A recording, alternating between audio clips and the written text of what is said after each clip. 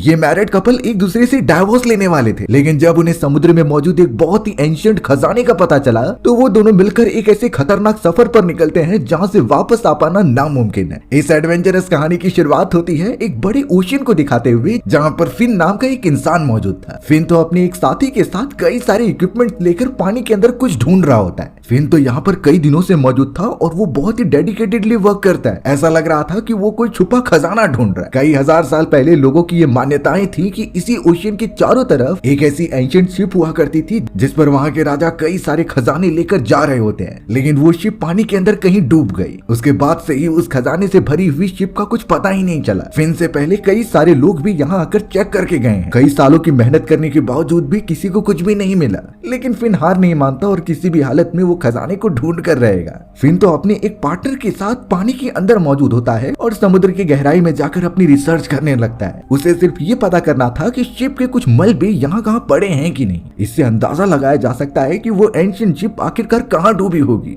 उसके पास तो एक ड्रिलिंग मशीन भी होती है जिससे वो लगातार काम कर रहा था। ये ड्रिलिंग मशीन उसके शिप से कनेक्टेड थी, जिसके ऊपर एक जनरेटर होता है। जनरेटर लगातार हिलता जा रहा था जिससे कि वो पावर जनरेट करके उस ड्रिलिंग मशीन को अच्छी तरीके से काम करवाता है। नीचे की तरफ फिन और उसका साथी लगातार मेहनत तो कर रहे थे, लेकिन ऊपर बोट की तरफ कुछ तो और ही हो रहा था। जनरेटर की वाइब्रेशन के कारण वहाँ पर कुछ चिंगारियां बनती हैं जिससे कि वो उड़ते हुए एक पेपर के ऊपर चली गई। अब पेपर के अंदर थोड़ी सी स्पार्क लगती है और हवा की वजह से पेपर भी उड़ता हुआ उनके सामान की तरफ चला गया था। थोड़ी देर के बाद ही उनकी बोट के ऊपर कई सारी चीजें जलने लगी होती हैं। इन चीजों के बारे में अभी तक फिन और उसके साथी को बिल्कुल अंदाजा भी नहीं था। वो तब से अपने खजाने की तलाश में बिजी थे। अचानक अब उनकी बोट में भारी भरकम आग लग चुकी थी और वो जनरेटर भी ब्लास्ट हो जाता है। उनकी पूरी बोट एकदम डिस्ट्रॉय होकर पानी के नीचे गिरने लगी। पानी के एकदम नीचे जाकर जब वो जमीन पर लैंड होती है तो उससे एक झटका लगा जिससे कि मिट्टी ऊपर आने लगी। फिन और उसके साथी तो एकदम से डर गए कि अचानक ये क्या हो गया। लेकिन फिन जब वो उस जगह पर क्लियरली देखने का ट्राई करता है तो उसे एक प्लेट मिली।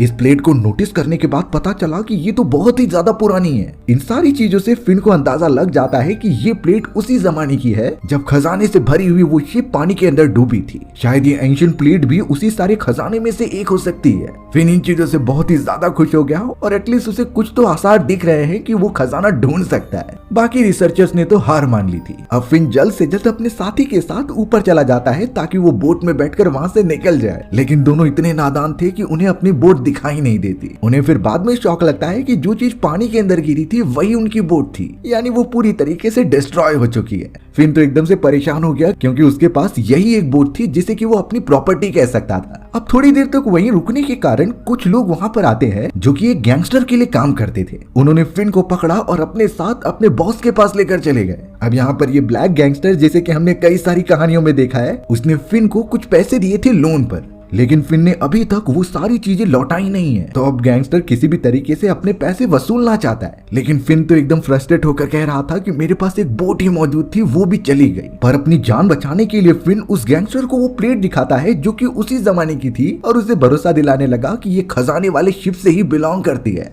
अगर ये प्लेट वहां पर मिली है तो थोड़ी रिसर्च करने के बाद वो खजाना भी मिल सकता है। वो गैंगस्टर फिन की बात तो सुन रहा था, लेकिन उसे भरोसा नहीं होता। उसे लग रहा होता है कि फिन उसे गुमराह करने की कोशिश कर रहा है। इसीलिए अब गुस्से में आकर गैंगस्टर ने अपने आदमियों को कह दिया कि तुम फिन को जान से मार दो और उसे पानी में फेंक दो जिससे कि मछलियां उसे खा जाएंगी। गैंगस्टर के लोग तुरंत ही फिन के पैर में कई सारे वेट बांध लेते हैं जिससे कि वो पानी के एकदम नीचे चला जाए और अब शायद फिन का आखिरी मोमेंट स्टार्ट होने वाला है। फिन उन सभी से बहुत ही ज्यादा रिक्वेस्ट करने लगा कि खजाना मिलने पर वो उन्हें हिस्सा देगा, पर उस गैंगस्टर के मेंबर सिर्फ उसे मारने का सोच रहे थे। जैसे ही फिन को पानी में गिराना स्टार्ट हुआ तभी फिन उन्हें झटका दे देता है और उनकी गन छीन लेता है। फिन तो बोट के एकदम कोने पर ही फंसा हुआ था। उसने दोनों ही मेंबर के ऊपर शूट कर दी होती है जिससे वो घायल हो गए, बट बेचारा फिन भी पानी के अंदर गिरता चला जाता है। उसके पैरों पर वेट बंधे हुए थे तो वो नीचे की तरफ खींचा चला गया। पर अब फिन को कुछ तो करना ही होगा, नहीं तो वो थोड़ी देर में मारा जाएगा। अब यहाँ पानी के अंदर सांस लेने के लिए सबसे बड़ा वर्ल्ड रिकॉर्ड है 11 मिनट का, और एक वेल ट्रेन्ड फ्री डाइवर भी 4 to 6 मिनट ही सरवाइव कर पाता है। लेकिन बात रही हम नॉर्मल इंसानों की, तो हम 20 से 40 सेकंड भी नहीं टिक पाएंगे, यानी कि उतने टाइम तक तो हम पानी के अंदर मर भी चुके होंगे। इससे अंदाजा लगा सकते हैं कि फिन को कितनी तकलीफ हो रही होगी। तभी अचानक फिन की नजर पास ही में मौजूद एक गन के ऊपर गई। वो तुरंत ही कूदते हुए वहां गन के पास गया और अपने पैर पर लगी हुई जंजीरों को शूट कर दिया। फिन जल्द से जल्द पानी के ऊपर आता है, नहीं तो अब तक उसकी मृत्यु हो चुकी होती। चारों तरफ कोई भी दिखाई नहीं दे रहा था। अब इस कंडीशन में कभी हम फंस जाएं, वो भी ओशियन के एकदम बीचों बीच, तो ऑब्वियस बात है कि हम पूरे टाइम तो स्विम नहीं कर पाएंगे। इसमें सबसे अच्छी टेक्निक ये होती है कि आप किसी ऑब्जेक्ट को पकड़ लें, या फिर अगर आसपास कुछ भी नहीं है तो अपने सर को ऊपर की तरफ रखें। हमें अपनी पूरी बॉडी को एक स्टार फिश की तरह बनाना है। याद रहे, अगर हम पैनिकिंग मोड में हाथ एकदम ऊपर कर लेंगे तो ऑटोमेटिकली डूब ही जाएंगे। इसीलिए एक्सपर्ट्स का मानना यही है कि अपना सर ऊपर की तरफ रखिए और पूरी बॉडी को रिलैक्स छोड़कर स्टार फिश की पोजीशन बनाइए। इससे आप लंबे समय तक पानी पर फ्लोट कर पाएंगे जब तक कोई रेस्क्यू टीम आपको बचाने ना आ जाए। अब हमें यहाँ दूसरी तरफ फिन की वाइफ टेस दिखाई जाती है। टेस तो अपने लॉयर के साथ एक कोर्ट में जा रही थी क्योंकि वो फिन से डाइवोर्स लेना चाहती है। फिन को भी वहाँ जल्द से जल्द पहुंचना होगा क्योंकि आज उसकी कोर्ट में हियरिंग थी। कई देर से टेस अपने लॉयर के साथ जज के सामने बैठी हुई थी और अब फिन को लेट हो रहा होता है तो जज ने साफ बोल दिया कि कुछ ही देर में अगर फिन नहीं आया तो सारे डिसीजन फिन के अगेंस्ट हो जाएंगे,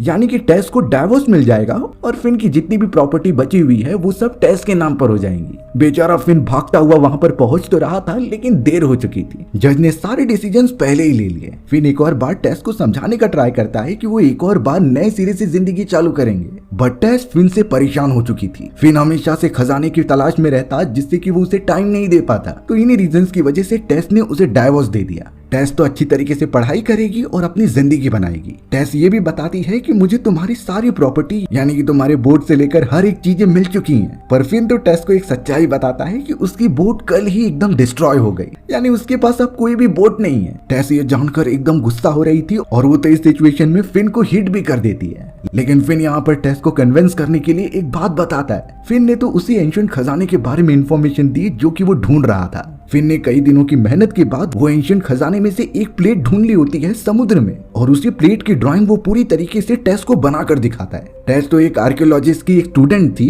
जिसने जब उस प्लेट का पैटर्न देखा तो वो थोड़ा चौंक गई क्योंकि उसने इन चीजों के बारे में पढ़ा होता है। पर प्रॉब्लम की बात ये हो गई कि उस प्लेट के टुकड़े को वही गैंगस्टर लोगों ने रख लिया था, यानी सबसे पहले उन्हें गैंगस्टर के पास जाकर वो प्लेट लेनी होंगी। टेस तो अब फिन के ऊपर डाउट करने लगी कि कहीं वो ये सारी चीजें झूठ तो नहीं बोल रहा है। फिर भी वो इन चीजों की जांच पड़ताल के लिए उसके साथ आगे बढ़ जाती है। अब यहाँ बाद में पता चलता है कि टेस बिल्कुल भी फिन का साथ नहीं देने वाली इन सारी चीजों में, और अब वो वापस अपने पुराने काम की तरफ लौट जाती है, यानी कि एक बोट के ऊपर। उस बोट के मालिक का नाम नाइजल होता है और टेस उसकी असिस्टेंट थी, यानी उसके खाने पीने और हर एक चीजों की देख रेख करना यही टेस का काम था। टेस का सिर्फ यही गोल था कि वो किसी भी तरीके से अपने हस्बैंड फिन से दूर रहे और थोड़े मोड़े पैसे जमा करके अपनी स्टडी पूरी कर ले।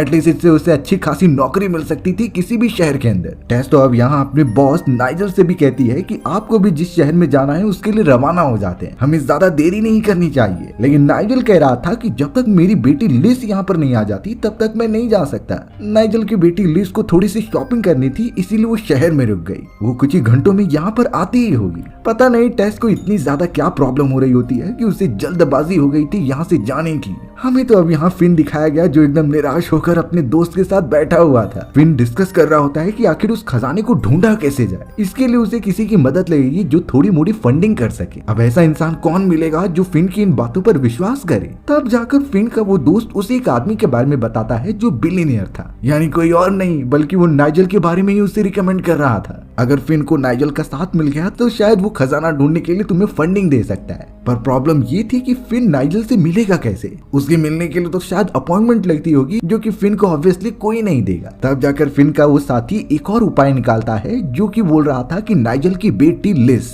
दरअसल कुछ समय में यहाँ से जाने वाली थी अपने उस बोट के ऊपर, तो अगर किसी तरीके से फिन लिस के साथ दोस्ती कर लेता है तो वो जरूर नाइजल से मिल सकता था। उसके बाद शायद नाइजल को सब कुछ बताने पर वो उसकी बात मान जाए। फिन को ये आइडिया बहुत ही अच्छा लगता है, इसीलिए वो तुरंत इंफॉर्मेशन निकालने लगा कि उसकी बेटी लिस कब आ रही है और कहाँ जा रही है। फिन तुरंत ही समुद्र के किनारे पर आ जाता है जहाँ थोड़ी ही देर के अंदर एक हेलीकॉप्टर लैंड हो रहा था। उस हेलीकॉप्टर में नाइजल की बेटी लिस मौजूद थी। देखकर लगता ही है कि वो बहुत ही ज्यादा अमीर है क्योंकि वो बिलियनर की बेटी जो थी। पूरी सिक्योरिटी के साथ लिस को किसी भी तरीके से नीचे उतारा जाता है और उसे एक मोटर बोट के अंदर बिठाकर उसके फादर के पास लेकर जाया जाता है। फिन भी चोरी चुपके एक मोटर बोट के अंदर बैठा और उसे फॉलो करने लगा। उसे सिर्फ एक मौके की तलाश थी कि किस तरीके से वो लिस से दोस्ती कर ले। अब अचानक ज्यादा स्पीड होने के कारण लिस का हेड नीचे गिर जाता है। फिन को यह मौका बहुत ही अच्छा लगा था, इसीलिए वो जल्द से जल्द उस जगह पर पहुंचकर लिस की उड़ती हुई वो हेड पकड़ ले रहा था। वो हेड पकड़ने में इतना ज्यादा मग्न हो गया कि उसने देखा ही नहीं कि लिस की मोटर बोट उसकी तरफ ही आ रही है। थोड़ी ही देर में फिन की छोटी सी बोट और लिस की मोटर बोट से टक्कर हो जाती है। फिन बहुत घायल हो चुका था और पानी में गिर गया होता है। अब लिस के कहने पर उसके बॉडीगार्ड किसी भी तरीके से फिन को उठाकर उसके बोट में लेकर आते हैं। लिस के फादर नाइजेल भी अपनी बेटी से मिलने के लिए उस बोट पर मौजूद थे। अब नाइजेल एक अनजान आदमी को अपने बोट पर देखकर पूछने लगा कि ये कौन है। तब जाकर लिस उसे सब कुछ बताती है कि मेरा हैट उड़ चुका था, तो ये आदमी बहुत ही बहादुरी दिखाकर मेरा हैट पकड़ने की कोशिश कर रहा था, यानी कि ये बहुत ज्यादा अच्छा है और नर्म दिल का है। अब इस तरीके से नाइजेल को जब पता चला कि इस आदमी ने मेरी बेटी की मदद की है, तो वो उसे आज अपने बोट पर डिनर करने का इन्विटेशन देता है। यानी कि फिन का प्लान एकदम परफेक्टली वर्क कर गया। उसे नाइजेल के साथ अपॉइंटमेंट मिलने के साथ साथ एक बहुत ही अच्छा डिनर इन्विटेशन भी मिल गया था। अब यहाँ रात के समय वो तीनों डिनर के लिए बैठे हुए थे और टेस जो उनकी सर्वेंट थी वो कई सारे खाने के डिशेस वहाँ पर लेकर आ रही थी। पर टेस ने जैसे ही देखा कि फिन वहाँ पर बैठा हुआ है तो वो एकदम चौंक गई। वो बिल्कुल भी नहीं सोच पाती कि जिससे वो दूर भाग रही थी वही यहाँ पर आ गया। अब इस तरीके से फिन और टेस का रिएक्शन देखकर नाइजेल को समझ में आ गया कि जरूर ये दोनों एक दूसरे को जानते हैं। इस मोमेंट पर फिन नाइजेल को सब कुछ बता देता है कि कैसे वो दोनों हस्बैंड वाइफ हुआ करते थे, लेकिन टेस ने उससे डाइवोर्स ले लिया। टेस तो अभी भी नहीं समझ पाती कि फिन आखिर यहाँ आया कैसे, वो हमेशा के लिए उसे अकेला क्यों नहीं छोड़ देता। पर फिन ने बताया कि वो तुम्हारे पीछे नहीं बल्कि नाइजेल से मिलने आया है एक इम्पोर्टेंट काम के लिए। यानी कि अब फिन नाइजेल को भी वो प्लान बता रहा होता है जिसमें कि वो एक बहुत ही बड़े खजाने के पीछे था। फिन एकदम डिटेल में बताता है कि कैसे कई हजार साल पहले एक राजा हुआ करता था। राजा के पास कई अमाउंट ऑफ ट्रेजर थे जो यहाँ के पास वाले ही आइलैंड पर रहा करता था, लेकिन एक दिन किसी इमरजेंसी के कारण राजा ने कई सारी शिप के ऊपर वो ट्रेजर रख दिया और उसे उस जगह से कहीं और शिफ्ट करने लगा। बट प्रॉब्लम की ये बात थी कि उस समय पर बहुत ही ज्यादा तूफान आया करते थे। नॉर्मल बोट तो उस तूफान में सरवाइव ही नहीं कर पाते, तो इसीलिए उस टाइम के इंसानों ने एक ऐसी बोट बनाई थी जो उन सारे तूफानों को सरवाइव कर ले। राजा ने उन्हीं बोट्स के अंदर सारे खजाने भर दिए और रवाना कर दिया वहां से कहीं दूर जाने के लिए। जैसे जैसे समय बीतता गया तो कुछ मोमेंट के बाद पता चला कि उनमें से कोई भी शिप तूफान से बच नहीं पाया सिवाय उस स्पेशल शिप के। उसी के अंदर मोस्ट ऑफ द खजाना भरा गया था, पर अभी तक उसके बारे में किसी को पता नहीं होता। एक्चुअल बात तो तब रिवील हुई जब उस शिप का कैप्टन किसी आइलैंड पर किसी को दिखाई देता है। उसने ही शिप को कहीं पर छुपाया है जिससे कि खजाना सुरक्षित रहे। और इनफैक्ट फिन तो इतने समय से उस पर रिसर्च कर रहा है और उसे उस खजाने के अंदर से वही एंशिएंट प्लेट मिली थी जो कि ये प्रूव करती है कि खजाना आसपास ही हो सकता है। और अगर हम सब जरा सी मेहनत करके उस खजाने को ढूंढ ले तो जिंदगी भर काम करने की जरूरत नहीं होगी। नाइजेल भले ही इतना अमीर था लेकिन उसे और ज्यादा अमीर होने की भूख होती है, इसीलिए वो फिन की बात थोड़ा सा समझ लेता है और उसी के साथ खजाना ढूंढने के लिए आगे बढ़ने का डिसाइड करता है। टेस जो कि अपनी स्टडी करना चाहती थी वो भी कुछ टाइम के लिए कन्विंस हो गई फिन की बातों से, यानी कि फिन इन सारी एक्सप्लोरेशन में बहुत ही ज्यादा समझदार था। अब अगले दिन ही वो सभी लोग लगातार उस आइलैंड की तरफ बढ़ने लगते हैं जहाँ पर वो एंशिएंट प्लेट फिन को मिली थी। पर अचानक फिन को पता चलता है कि उस पूरे आइलैंड को उसी गैंगस्टर ने खरीद लिया है। आसपास की टेरिटरी पर उसने कब्जा कर लिया था ताकि वो सबसे पहले उस खजाने को ढूंढे। जब ये बात नाइजेल और टेस को भी पता चली तो वो फिन के ऊपर गुस्सा होने लगते हैं, लेकिन फिन उन चीजों में क्या कर सकता था जबकि उस गैंगस्टर के लोगों ने उसे पकड़ लिया होता है। फिन को उन गैंगस्टर वालों को सब कुछ बताना पड़ा। यानी अब साफ है कि उस खजाने को ढूंढने की रेस में अब एक और कॉम्पिटिटर आ चुका है। उस खतरनाक गैंगस्टर ने अपने कई सारे लोगों को उस पानी में भेज दिया था जो कि पानी के नीचे जाकर खजाने को ढूंढ रहे होते हैं। गैंगस्टर के लोगों को भी जब ये पता चला कि फिन अपनी शिप लेकर यहाँ आ रहा है तो वो कहने लगी कि ये पूरी जगह हमारी है और साथ ही साथ वो खजाना भी। लेकिन फिन ने कहा कि जो खजाना पहले ढूंढेगा खजाना उसका होगा। दोनों ग्रुप्स के बीच एक चैलेंज लग चुका था। फिन अब तुरंत ही एक ऑक्सीजन सिलेंडर ले लेता है और तुरंत ही पानी के अंदर डुबकी लगा देता है। अंदर जाने पर पता चला कि गैंगस्टर के सभी लोग उसी पॉइंट पर खुदाई कर रहे हैं जहां फिन को वो एंशिएंट प्लेट मिली थी। इनफैक्ट उन सारे गैंगस्टर के लोगों ने तो जमीन पर कई सारे माइंस बिछा दिए थे और उनका प्लान था कि वो यहाँ पर एक धमाका करेंगे जिससे अंदर की सारी चीजें बाहर आएंगी। सारे मेंबर्स ये काम करके ऊपर आ जाते हैं और सिर्फ अब धमाके के लिए बटन्स को दबाना था। अब यहाँ फिन ये होने तो नहीं दे सकता, इसीलिए वो अंदर जाकर सारे वायर्स को निकालने लगा। अचानक वो उन सभी में से एक गलत वायर निकाल देता है। इन्हीं चीजों की वजह से एक छोटा सा धमाका हुआ जिससे कि फिन वहां से दूर जाकर गिरा। बट इस पूरे प्रोसेस में जमीन में थोड़ी सी हलचल होती है और अंदर से एक बहुत ही एंशिएंट जंग लगी हुई तलवार निकल रही थी। धमाके के कारण ये तलवार ऊंचाई तक दिखाई देने लगी जिसे सभी लोग नोटिस कर रहे थे। इनफैक्ट गैंगस्टर के लोगों ने भी ये अंदाजा लगा लिया था कि इसी जगह पर खजाना हो सकता है और अब फिन उनके पूरे प्लान में दखल अंदाजी करने की कोशिश कर रहा है। अब तो यहाँ गैंगस्टर के एक साथी ने छोटे मोटे बॉम्ब ब्लास्ट कर दिए थे, जिस धमाके के कारण पानी के फ्लो से फिन ऊपर चला जाता है और उसकी तलवार भी दूसरी तरफ गिर जाती है। फिन सीधा गैंगस्टर के लोगों की बोट पर आ गया, जिसे पकड़कर वो सब बहुत मारने लगे। यानी कि वो सब नहीं चाहते कि फिन उनके रास्ते के बीच में आए। वो दूसरी तलवार ट्रेवल करते हुए नाइजल की बोट पर जाकर गिर जाती है। थोड़ी देर में फिन को घायल करने के बाद उसे वापस भेज दिया जाता है नाइजल की बोट पर। फिन उस एंशिएंट तलवार को देख रहा था कि वो किस तरीके से बनावट की गई है। इससे तो और भी कंफर्म हो गया कि शायद वो खजाना यहीं कहीं होगा। फिलहाल के लिए अब बहुत ज्यादा देर हो चुकी थी, तो सभी सोने के लिए चले जाते हैं। फिन भी अपने कमरे में था और टेस भी। दोनों ही अलग अलग बातें सोच रहे होते हैं, बट अचानक टेस अब उठ गई और सीधा जाती है फिन के कमरे में कुछ बात करने के लिए। लेकिन फिन तो वहाँ पर मौजूद ही नहीं होता। अब हमें पता चला कि फिन ट्रेवल करते हुए पास ही वाले आइलैंड पर आ गया है, जहाँ वो गैंगस्टर और उसके मेंबर्स थे।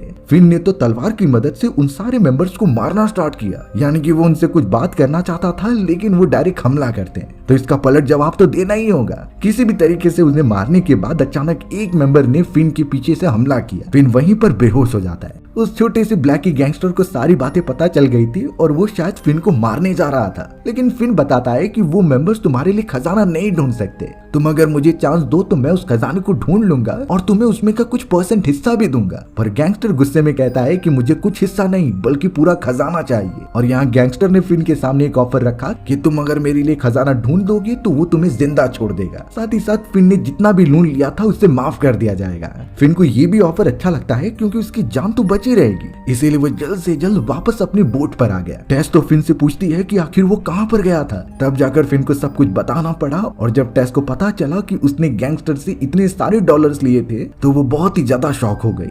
पर अब फिन अगर खजाना ढूंढ लेगा तो वो गैंगस्टर उसे जिंदा छोड़ सकता था। अगले दिन किसी भी तरीके से दोनों ही टीम चले जाती हैं उस जगह पर जहां खजाने मिलने के चांसेस हैं। सारे गैस सिलेंडर लेकर पानी के अंदर डाइव लगाकर कई घंटों तक वो सर्च ही करते रहे। पर ऑब्वियस बात थी कि खजाना कोई छोटा नहीं है जो इतनी इजीली मिल जाएगा। फिन और उसके साथियों को वो पूरा दिन सर्च करने में ही चला जाता है, पर उन्हें आखिरकार कुछ भी नहीं मिला। अब यहाँ रात हो चुकी थी और फिन एकदम निराश होकर खड़ा रहता है। उसे कुछ समझ नहीं रहा था कि आखिर वो खजाने को ढूंढे तो ढूंढे कहाँ। सारी जगह तो उसने ऑलमोस्ट सर्च कर ली थी। फिन के साथ अब नाइजल, टेस और लिज सभी लोग बाहर की तरफ चले जाते हैं और एक रेस्टोरेंट में बैठकर सोचते रहते हैं। फिन को समझ ही नहीं रहा था कि उन्होंने तो ऑलमोस्ट सब जगह देख लिया। आखिर वो ऐसी कौन सी गलती कर रहे हैं जो बाकियों ने की और उन्हें कुछ हाथ नहीं लगा। फिन को इतना तो पता था कि उस एंशिएंट शिप के कैप्टन ने शिप कहीं अच्छी जगह पर ही छुपाई थी। वो इस तरीके की जगह पर नहीं छुपाएगा जहां सभी उसे ढूंढ ले। कई देर तक वो सोचते ही रह गए। पर यहाँ थोड़ी ही देर में नाइजल के बोट का कैप्टन उसके पास आता है और कहने लगा कि तूफान बहुत तेज होने वाला है, इसीलिए हमें अपनी बोट पास ही वाले एक टाइनी आइलैंड की तरफ लेकर चली जानी चाहिए। ये आइलैंड बहुत ही ज्यादा छोटा था और वहाँ कोई पथरीले इलाके भी नहीं होते। अचानक फिन को ये बात एकदम स्ट्रेंज लगी। वो तुरंत ही भागता हुआ उस दूसरे कैप्टन के पास गया और पूछने लगा कि तुम तूफान में अपनी बोट उस छोटे से आइलैंड पर क्यों लेकर जा रहे हो। तब वो कैप्टन अपनी बात बताता है कि वहाँ बिल्कुल भी पथरीले वाले इलाके नहीं है और छोटे से आइलैंड के कारण वहाँ तूफान जल्दी पहुंच भी नहीं पाता।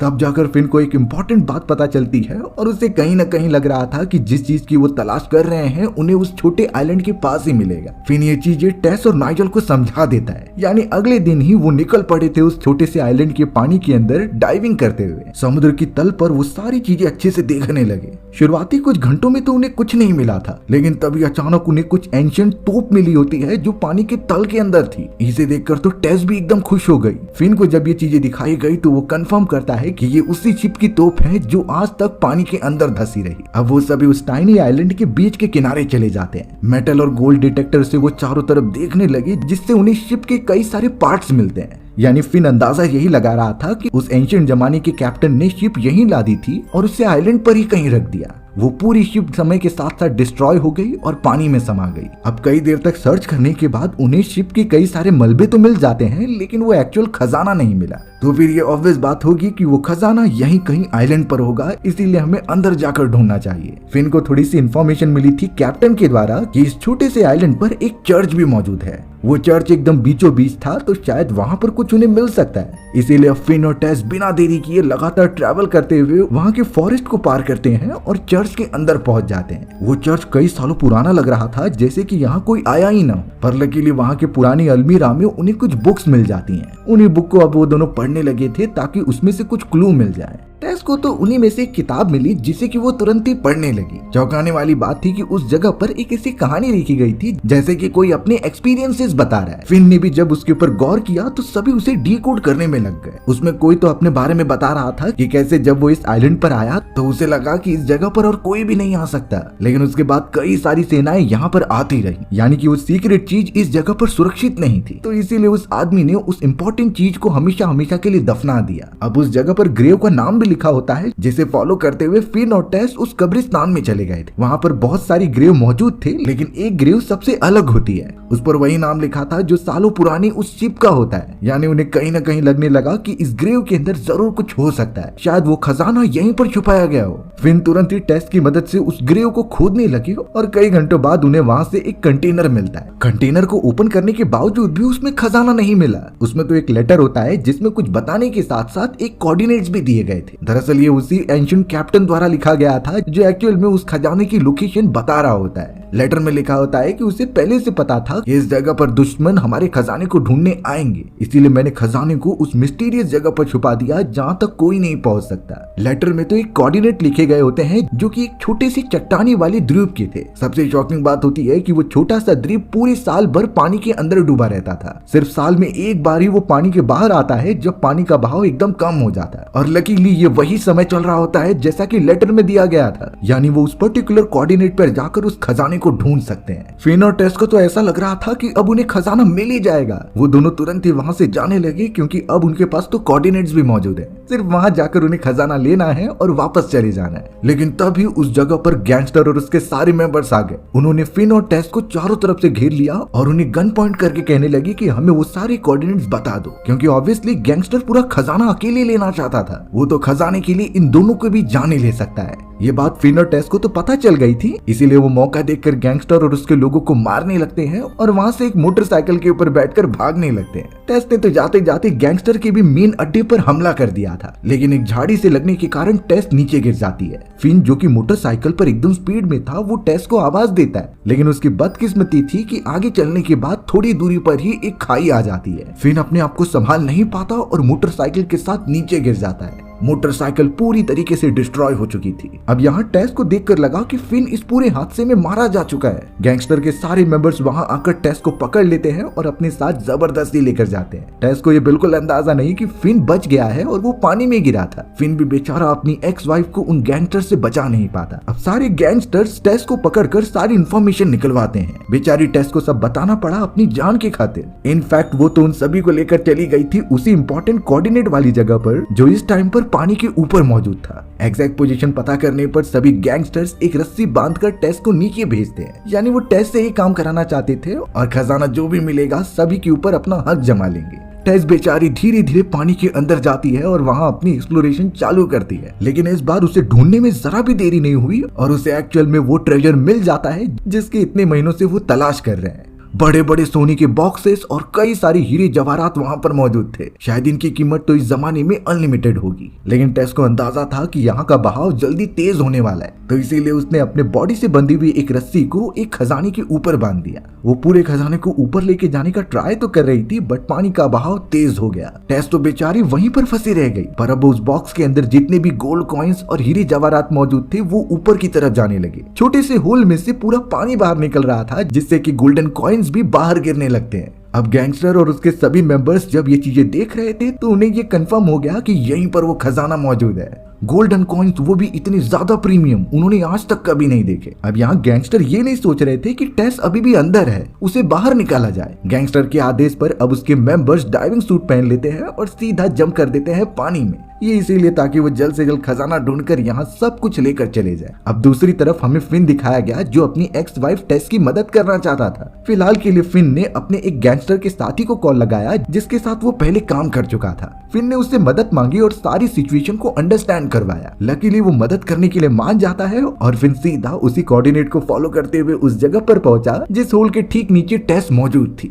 अब टेस को इस तरीके से अकेला ना छोड़ने के लिए फिन डायरेक्टली पानी में कूद जाता है उसे बचाने के खातिर। फिर वहाँ नीचे की तरफ गैंगस्टर के 2 आदमी भी मौजूद थे जो खजाने को बाहर निकाल रहे होते हैं। यानी वो सब अब फिन पर बहुत बुरी तरीके से हमला करने लगे। टेस को पता था कि पानी का बहाव फिर से ज्यादा हो जाएगा, इसीलिए वो फिन को बचाने के लिए उसके बॉडी से भी रस्सी बांध देती है। गैंगस्टर का एक मेंबर तो पानी के बहाव के साथ ऊपर की तरफ चला गया था, वहीं दूसरा मेंबर छोटा सा बॉक्स लेकर ऊपर आ जाता है जिसमें कई सारे खजाने मौजूद थे। गैंगस्टर जब अपने मेंबर से पूछने लगा कि वो दूसरा आदमी कहाँ पर है, तभी अचानक पास ही में मौजूद जो द्वीप था उसके छेद में से पानी फोर्स में बाहर निकलता है, लेकिन वो पूरा पानी रेड कलर का था। इससे साफ अंदाजा लगाया जा सकता है कि उसका वो दूसरा मेंबर मारा गया, क्योंकि पानी का फोर्स ही इतना होता है कि वो उसमें फंस गया और उसकी पूरी बॉडी की धज्जियां उड़ जाती हैं। गैंगस्टर को इससे बहुत ही गुस्सा आने लगा, इसीलिए वो एक एरो गन देता है अपने फर्स्ट वाले मेंबर को और ये कहता है कि तुम इससे फिन और टेस दोनों को ही खत्म कर दो। वो मेंबर अब सीधा फिन की तरफ बढ़ने लगा तैरते हुए। पर ये अच्छी बात होती है कि उस जगह पर फिन का वो पुराना साथी आ चुका था। वो सभी बोट लेकर वहाँ पहुंच ही रहे होते हैं, तभी उस फिन के साथी ने देखा कि एक मेंबर एरो गन लेकर फिन के पास जा रहा है, इसीलिए अब बिना सोचे वो पानी के अंदर कूद जाता है फिन को बचाने की खातिर।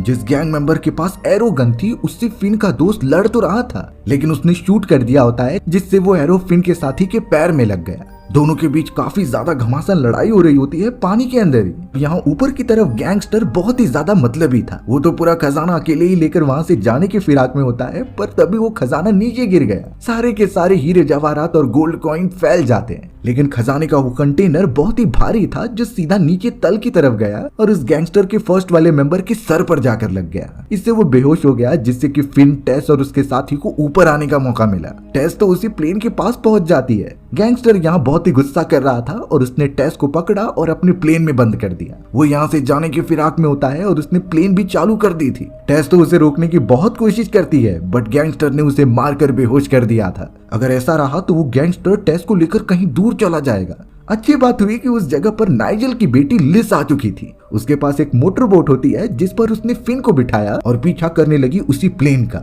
जल्द से जल्द फिन जंप करता है और उस प्लेन को अच्छी तरीके से पकड़ लेता है। प्लेन हवा में होती है और आगे बढ़ती चली जा रही थी, लेकिन गैंगस्टर की नजर फिन के ऊपर पड़ गई, जिससे कि वो गन लेकर शूट करने के लिए बढ़ता है। उसी मोमेंट पर टेस होश में आ जाती है और उसे धक्का देकर नीचे गिरा देती है। फिन कैसे भी ऊपर की तरफ आकर प्लेन को अच्छी तरीके से हैंडल करता है। वो दोनों बहुत ही ज्यादा खुश थे क्योंकि अब उन्हें पता चल गया है कि वो खजाना किस लोकेशन पर मौजूद है। ऐसे तो वो सभी बहुत ही ज्यादा अमीर बन जाएंगे। अब यहाँ फिन को प्लेन चलाना तो आता था, लेकिन वो अच्छी तरीके से लैंडिंग नहीं कर पाता। दोनों कैसे भी पानी के अंदर कूद जाते हैं और अब बहुत ही ज्यादा वो दोनों खुश थे। फिन ने एक और बार टेस को शादी के लिए प्रपोज किया। टेस भी इस चीज के लिए खुशी खुशी मान जाती है, यानी कि अब उन्हें खजाना मिलने के बाद पूरी जिंदगी भर काम करने की कोई जरूरत ही नहीं। हमें अब कुछ दिनों बाद का समय दिखाया गया जहाँ फिन, टेस और उसके सभी साथी काफी अमीर बन चुके होते हैं। अमीर के साथ साथ वो फेमस भी हो गए थे क्योंकि उन्होंने सालों पुराना खजाना ढूंढ कर निकाला है। खजाने को शो करने के लिए एक म्यूजियम भी उन्होंने बनवाया और इस तरीके के खजाने को देखने के लिए दुनिया भर के लोग यहाँ पर आते थे। फिन और उसके दोस्तों की लाइफ एकदम सेट हो चुकी थी और हमारी भी कहानी इस तरीके से यहीं खत्म हो जाती है। सो व्यूअर्स, आपको ये स्टोरी कैसी लगी कमेंट सेक्शन में बताना भूलना मत। और अगर आपको मेरा एक्सप्लेनेशन 1% भी अच्छा लगा होगा ना, तो वीडियो को लाइक एंड चैनल को सब्सक्राइब जरूर कर देना। मिलते हैं इसी तरीके की मजेदार वीडियोस में, तब तक के लिए बाय बाय।